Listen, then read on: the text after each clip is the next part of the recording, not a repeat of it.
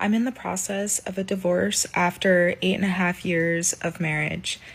And there's a lot that went on in our relationship that I've frankly been embarrassed about. One of them is the fact that my soon to be ex husband had an affair with our marriage coach. And I'm tired of.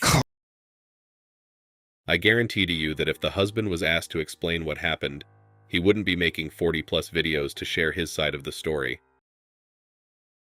Feeling like I should be ashamed of that. I made a lot of mistakes in my relationship, but I think everyone makes mistakes in life. And I just want to go through and reflect on some of the choices that I made because I know that I'm not alone in making some of these mistakes. And if I can caution some people to be aware of certain things and to possibly avoid some of the pitfalls that I fell into in my unhealthier version of myself, then I think it's worth it. Um, Hindsight is 2020, and if I could do it again, I would absolutely make different choices. But here I am, 8.5 years later, with two amazing children Ooh, who I don't regret at all. kids involved. I just want to heal out loud. So if you're ready for a very interesting story that ends in tragedy for me, tragedy that I hope to laugh through, then buckle up. A woman shares her painful experience of divorce after her husband had an affair with their marriage coach. Despite seeking help to save their marriage, the situation deteriorated, leading to emotional manipulation and isolation. Ultimately, she reflects on her mistakes and the unhealthy dynamics that contributed to their relationship's demise. And I feel there's a lot more to this than meets the eye. All right. Part 14 of the story of the failure of my marriage. And that includes my husband having an affair with our marriage coach. So if you haven't seen the previous parts, go watch. So this is where we go to therapy for the first time, marriage therapy. So I found someone who took our insurance, and uh, he had secular degrees, and I guess he was a certified marriage and family therapist. And She shares her version of her experience navigating a painful divorce, reveals the betrayal of her husband having an affair with their marriage coach. This experience highlights the complexities of seeking help and the importance of healthy communication in relationships. Her videos don't show the other side of the story, though. That's something worth thinking about. in the state we lived in, but he also had a religious approach to things. So I hoped it would be a good fit, and we began seeing this person together in therapy. And this man ended up being senile. Like every time we went in, it was like Groundhog Day. He literally didn't remember anything we had spoken about in previous sessions. It was really weird. And I was going into therapy, marriage couples therapy, trying to resolve issues in our marriage. I wanted to find a way for us to come together. I felt like I was getting all this pressure from my husband, and I wanted to desperately find a way to fix our relationship and to somehow figure out how I could meet his needs. And I honestly just felt like there was something wrong with me. Clearly, I was the issue because my husband was so unhappy. And also, I wasn't getting my emotional needs met. And I felt like it was because I was really shut down because of how my husband was acting towards me, right? So there's probably some truth to that. So this ends up not being a great experience for us. It was less than helpful. And my husband really went into that, that therapy experience, in my opinion. The role of marriage coaches in relationships can be controversial, especially when ethical boundaries are crossed, leading to trust issues. This situation raises questions about accountability in such professions. This woman who I thought was my friend, but he had ultimately chosen her happiness and had been more considerate and sensitive to her and her needs than he had to me, Okay, let's get which to the point. is a huge betrayal. And I don't think anything physical ever happened between them. My God. After 36 videos telling the world how her husband cheated, she's made another one saying she's not sure there was anything physical involved, and that it was only emotional. The fact that I had a front row seat to this relationship and that it was being thrown in my face constantly by both of them. Like, there were times where I would get in an argument with my husband and I would call this woman sobbing because she knew both of us and I was confiding in her. And, I was betrayed by two people, the two people closest to me. And, it was just, I think it was honestly the most hurtful, painful thing that I have ever had to go through in my adult life. Oh my goodness. I don't wish it on anyone. And I'm still processing it. I'm still unpacking it. What it sounds like is the therapist had him do a worksheet for the couple's therapy, and when he did that worksheet that they were told to do, he came to the conclusion, this ain't worth it, and now she's blaming the therapist and him conspiring. If you're not physically attracted to him, don't want to be intimate, that's time for you to move on. She's like a child who wants to keep the lifestyle but not the man. Story is not unique. I left a marriage after 15 years. I had 3 kids with the man. I had built a life with him, and I really wanted it to work. Deciding when it was time to leave, deciding that I had tried hard enough, deciding that yes, it was worth to take the risk of the unknown for leaving the known, which I had become very accustomed to over the last 15 years. And even though I was miserable, there was some security to it. There was a little bit of, at least I was comfortable in knowing what to expect. As the years would roll by and every birthday I got the same card that said next year will be better, I somewhere deep inside thought to myself, there's no way. And the only way that my life is going to change is if I leave. But I had 3 kids. And I was also thinking, wait, if my happiness means that I'm taking away the kids' happiness, and all of the guilt that came into play of, am I being so selfish that I want to leave this? And is it bad enough? But here's the kicker.